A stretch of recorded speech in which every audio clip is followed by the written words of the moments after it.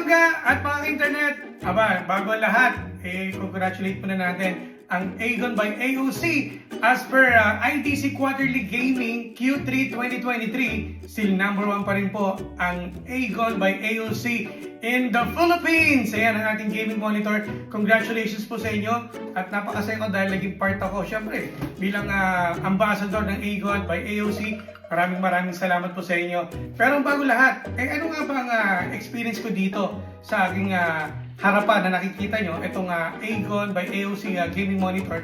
Ito pong ginagamit ko dito, ang model po nito ay AG27 1QX na kung saan ginagamit ko ito for streaming. Ang mga nilalaro ko ay Valorant, GTA Online, yung RP, di ba yung ating roleplay, panalo to.